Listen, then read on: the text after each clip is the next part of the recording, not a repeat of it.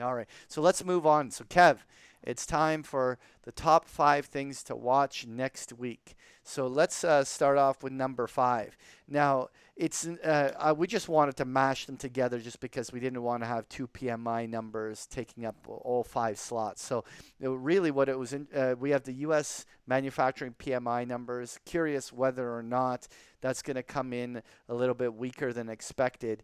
But then, of course, there's Italy, right?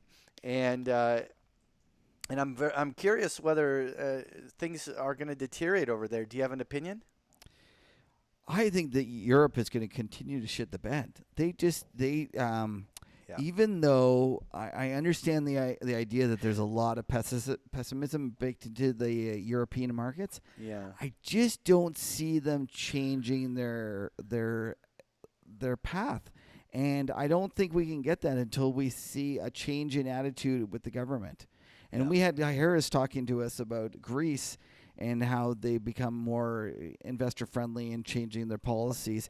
But so far, the rest of Europe is continuing on with very, I don't know, poor policies with their extreme monetarism and fiscal austerity, and I just don't think it's going to work. So Yeah. even though you might get a blip or 1 or 2 months where it blips up, I'm just still a seller until I Yeah. see that change in attitude. I'm not going to get excited. Yeah. And so with the US PMI, we've been on a general trajectory lower, which is essentially the rate of change has been negative. I mean, we had the US manufacturing PMIs up at in 2018 up in the 60 range, right? And so with us edging down to like 52, it's in a downwards trajectory. So I don't think it's going to go below 50, which is the recessionary numbers, but it'll be interesting to see whether this comes in below expectation. Yeah, what's your Well, I intuition? think the official expectation is probably a lot different than the whisper number. I will What's say the that. whisper number? I don't know what the whisper number is, but I'm guessing it's lower than the survey What do you think so? because Eh? there's a lot of bears out there, a lot of people. I think Well, even if you can see that in the bond market, right? Like right. it's So I think it would have to be a pretty big miss for the bond bulls to actually be able to get the bond market up on it. But So do you even think though do you there's think that this might be a catalyst? Like, do you think that this no, could be no? no. But No, that's no, me. I don't think it's as bad as you guys think it is. no. But So I'm talking about a catalyst for bonds in terms of the fact that everyone realizes that they've gotten ahead of themselves. Like, what if the number a is catalyst the other way. yeah, No, because I don't think we're going to actually pop. Like, I guess if all of a sudden there was a freakily strong number, then maybe it could be a catalyst, but I don't think that that's the case. The bond market is correct that the economy has slowed down. The only question is how much it's slowed down and whether yeah, that's enough to justify the current pricing. I'm not disagreeing with the direction of the bond market. I'm disagreeing with the extent of the bond market. yeah, So I don't foresee this being some sort of catalyst that causes a dramatic repricing. yeah. And I still think, wouldn't it be funny? Here's a question I have for you, Patrick. How much do you think the bond market would gap down if Trump all of a sudden signed Trade a deal? China deal? Oh, I certainly think, would gap down. I don't know if I would want to offer you a guess, but yeah. it certainly would be a blow to the bonds. And I understand right now nobody is thinking that. Everybody is thinking that it's getting worse, and I'm not denying that in the least. But Yeah, at this point, that what's priced in is a continued deterioration in the U.S. trade talks. yeah, And yeah, it's funny, we're taping this on Thursday, and I see that Pence just leaked something about he's going to do a speech and he's going to talk about the fact that they could double the tariffs easily. yeah. So there's Wow. no doubt it continues to get worse and worse and worse. But here's a question I have for you, Patrick. Why? Just so many why, questions today. I know. So many questions. Why do you think that tariffs are deflationary? On a transitory basis, they're inflationary. Oh, okay. So the bond market is just so much smarter, and they're seeing past that. Well, I mean, look, Yeah, but at the same time, I think that there's offsets, right? Like for instance, so yes, there's going to be a rise in the cost of goods because the tariffs are going to pump that. But I think there's a reflexivity in the market and the rising dollar, and there'll be a much the PBOC is going to let the Chinese yuan fall lower. There's going to be all sorts of things that are going to bring there's going to mute the impact as So if you were looking at it purely in isolation, right? So, Patrick, what I love about you deflationists, how you talk about how globalization is deflationary, and then how anti-globalization is deflationary. I never said. For sure. Are you telling me that globalization isn't deflationary? Well, yes, taking advantage of labor around the world is yes. So Yes. I love it. It's all just deflationary. Just It's all buy bonds. deflationary. Yes, just There buy you go. bonds. All right, you The heard only it. question is, You which part of heard the it right clergy? here on the huddle, right from Yeah. Patrick. Just buy Yeah. bonds. It's that simple. Number 4. Let's talk about the grains, dude. Yeah, What well, the there you go. hell? We had Angie on, right? Oh, And so listen, I've been meaning to give her a big shout out because what did Angie tell us? Do you remember? I'm asking it's you a lot going of questions. higher. Poor Yeah, no, but- listen. No, but She which one was did calling. she say? Well, she did love corn, but she also Yes. was totally. She thought wheat was going with the 550, right? But The goddess of grain loved the corn over everything else. Yes. And go look at which commodity, which grain is leading this rally. Oh yeah. Well, this is crazy. It's all corn. This So is hats a off to you, Angie. Like crazy- hats yeah. off. Well done. You called this. It was a great play. Sure, it was looking scary there for a little while for you. It was like corn- 27% in It's a less huge than a rally. month. In less huge than a rally. month. And for a while, corn was doing the worst, and I'm sure she took all No, it sorts wasn't. of flack. Soybean was the No, worst. no, I dude. think corn was actually soybeans on a percentage basis. I think corn was pretty bad. Well, you mean So for I'm that sure- 2-day little I'm drop? sure.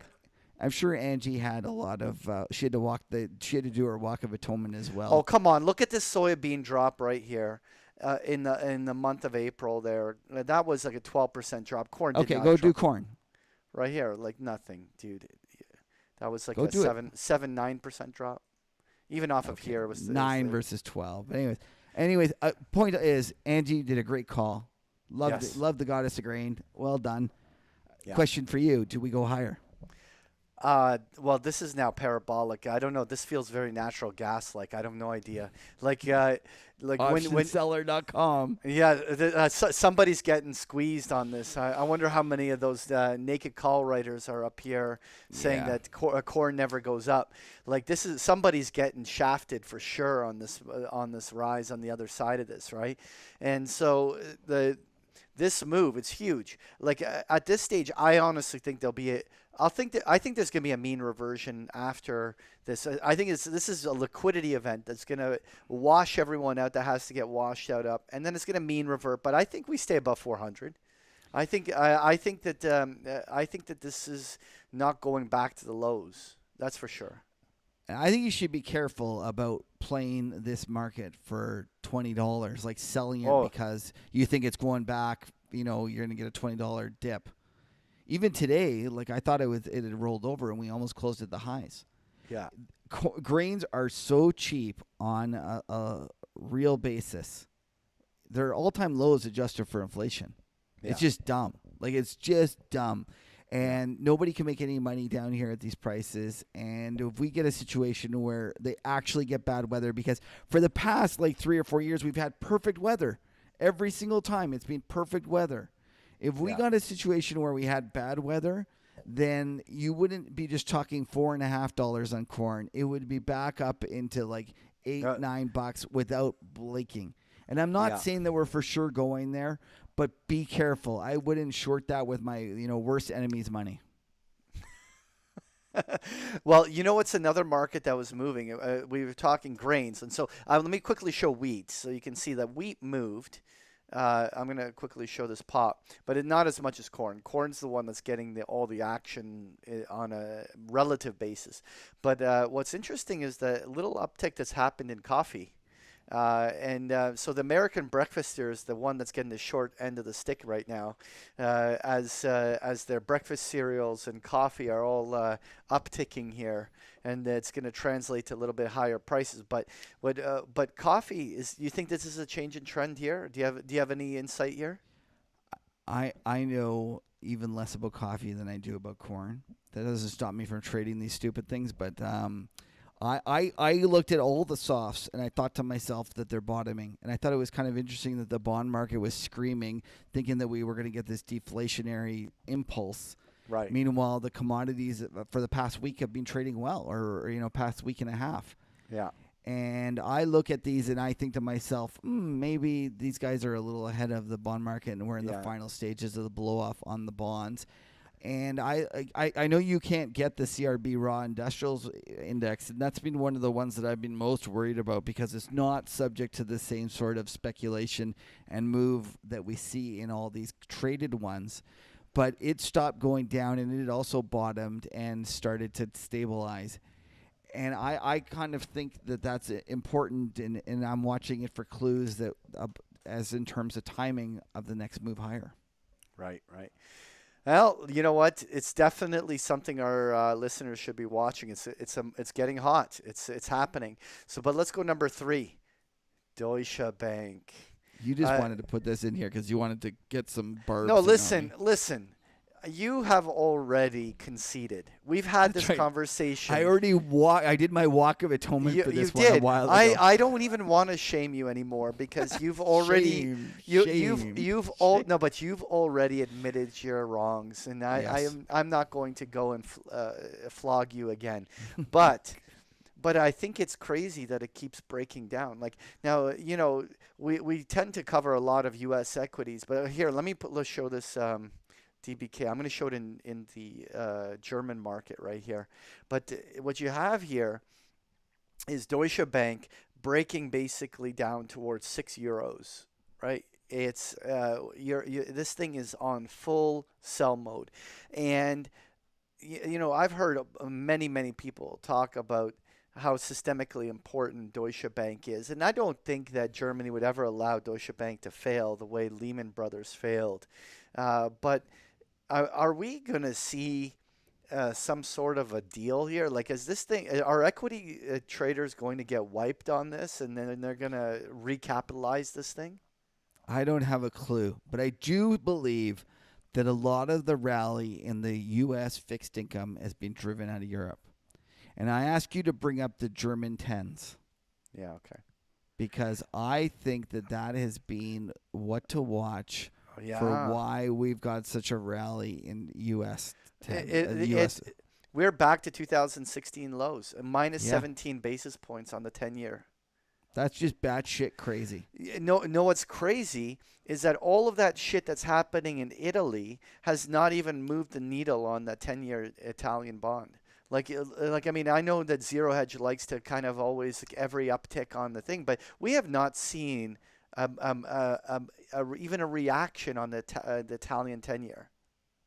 Yeah, it's money markets over there stopped working. Like people just like. Well, it's not. If you're bullish, they've been working just fine. Well, come on, negative 16 basis points in a 10-year. No, like nobody. See, this is where you and Dave can like talk about your 10-year. 10% yields on long bonds.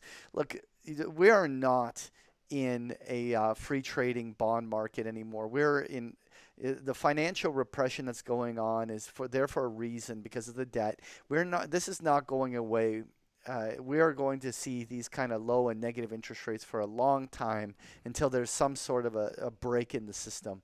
I don't know what that break is. Maybe you're going to be right when that happens, but I'll tell you, I wouldn't want to be around when that shit starts hitting the fan. Okay, well, there you go. Anyway, let's go to number. But by the way, just quickly on Deutsche Bank before we go on, though, do you think this bleeding just keeps going?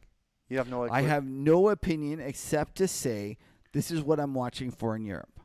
The moment that the governments stop trying to fix their problems with monetary easing and more negative rates, and instead realize that they have to address the fiscal side, I am a seller of all things European. The moment including they the change euro, their attitude, including the euro. yeah. Yeah, okay. And the moment they change their attitude and become more Trump-like in that they cut taxes, don't worry about deficits, and actually raise rates, like I'd like to see them raise rates. I Yeah. think rates should be higher. I think that they should put in rates immediately to zero and allow the deficits to grow in Yeah. terms of the federal side. Until I see that, I just think we're going to have continued pain, and it's going to be like the Japan lost decade, and I refuse to get involved until I see that change. All right. Well, number two, it was the ECB monetary statement, but I don't think you have anything else to say other than what you just ranted. I think we just, I think we just, I think you just kind of No, jumped but to I number think two. it'll be interesting to see. If people get excited because they cut rates even more negatively, you just, sold to them. Right. Because it's not going to work. The ECB is not the problem. Well, it's the problem. The problem is that they continue to try to fix it, and they are unable to fix it. And the ECB won't be able to do it, and it needs to be done out of Brussels. And Right. and that's all, Brussels and Germany. And so as they continue to try to fix it with all their crazy policies, just avoid, avoid, avoid. No, you know what? I do remember this one guy that used to be super bullish Europe, but like a year I ago. completely agree. And then I kind of I had my come to Wake Jesus up. moment where I realized about how the modern what- financial system works under this current environment of a fiat system, and how it can't spark quantitative easing, can't spark inflation. You can't Yeah. do it with just monetary policy, and Yeah. that is the part that I've realized, and that's why I've changed my tune. All right. Number one, the jobs numbers. Right. So I think this is. So you asked me if there was something that would be a catalyst. This could be it. And I think the job numbers are the most important things to watch. I think Really? it's amazing as well that the U.S. Kind of short end of the curve is pricing in two basis cuts points. right now. Two cuts. Yeah. like yeah. two 56, cuts. 56 basis points. Yeah, cuts. in the next year. Yeah. And we still have not had, just pull up the weekly unemployment numbers, Oh, or shit. jobless claims. Oh, I don't. There I has don't have been- any easy access to. But Anyways, yeah, but it's there's crazy. been no signs of any sorts of problems in the job market yet. For the Okay, for the- but in fairness, though, Kev, Yep. there are a lot of situations where the jobs numbers don't start getting hit till after the recession is confirmed. Like there's a lag. There's nothing leading about jobs numbers. They tend to only uptick once the recession is inevitable. you think that there's none? Like they're sitting at all time I'm not lows saying as- they from at least the data that I've seen from a number of charts, the jobs numbers don't have a leading indicator element. No, to 'em. I would agree that there's no leading. They are definitely a lagging indicator, but I would think that given how bad the economic bears think it's out there, like I would expect It could be a that catalyst. No. It could be a Yeah. catalyst. I'm not going to deny that. But I'm Yeah. just saying that I think anybody that's watching these job numbers, waiting for that uptick in unemployment, by the time we get that uptick, we'll already probably have started the recession. Like I mean, that would be a vindication to the bond bulls for sure if we started seeing it, because that would be just confirmation that shit's hitting the fan much quicker than everyone's expecting. I'm not that bearish. I'm bearish, but I'm not that bearish. Like I think that I feel that we're going to see recessions around the world kicking in long before the U.S. falls. The U.S. will be one of the last countries to fall into a recession in my mind, and therefore I think that the U.S. jobs numbers will actually surprisingly hold in for at least another quarter or two. We'll see. Okay, well there you go. Yeah. Anyway, we'll see. Anyway, that's the top 5 things for our listeners to watch next week.